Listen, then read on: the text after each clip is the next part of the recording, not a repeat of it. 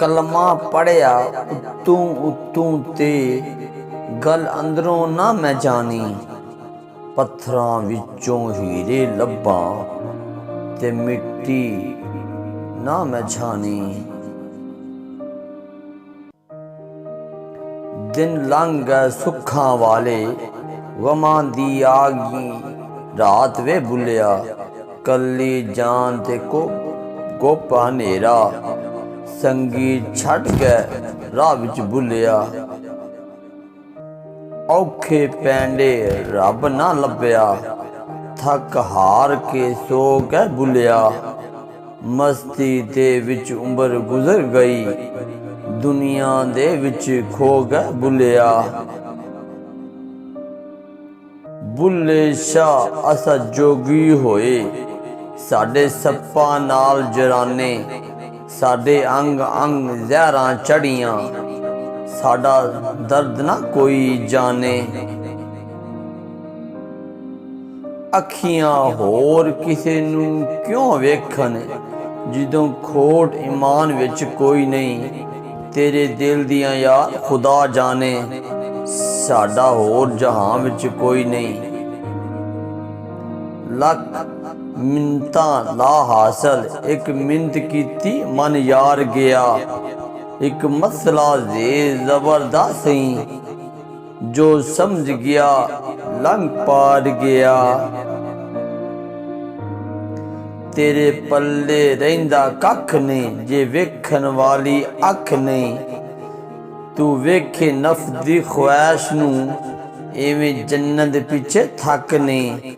जे राजी होवे नचन नाल ये सौदा सस्ता घट नहीं। असा नित खलूस दी छां कीती तुसां झिड़कां नाल वजाउणा छोड़ी। असा लोकां नाल मुकांदे रह तुसां साडे नाल मुका छोड़ी। गल्लां विचों गल तां कोई नहीं तुसा गल दी गल बना छोड़ी। असा जितनी गल मुकांदे रह तुसां उतनी गल वधा छोड़ी। पक्का चढ़दा जेड़ा रंग फकीरी हुंदा पल्ला छड़ के अना दा मैं विच सड़ना पैंदा। ऐन इश्क दा महकमा बड़ा अनोखा हुंदा मन मार के यार नू जितना पैंदा ए। इश्क दा दिल मोम ते सीना आतश हुंदा भुल के अपना आप इश्क विच गलना पैंदा ए। पत्थर जिन गुलाब नहीं हुंदे कोरे कागज किताब नहीं हुंदे। जे कर लिए यारी बुलिया फिर यारां नाल हिसाब नहीं हुंदे। मालां वाले सखी नहीं हुंदे सखियां माल नहीं हुंदा। इत्थे उत्थे दोनों जहानी सखी कंगाल नहीं हुंदा। ना मस्जिद विच ना मंदिर विच ना फिरकियां भरिया समंदरां विच ना बस्ती विच ना खंडरां विच।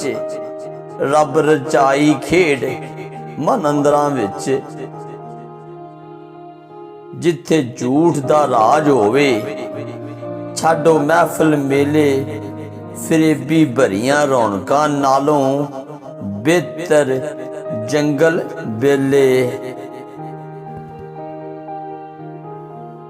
बुल्ले शाह जहर वे के पीता की पीता इश्क सोच के कीता ते की कीता।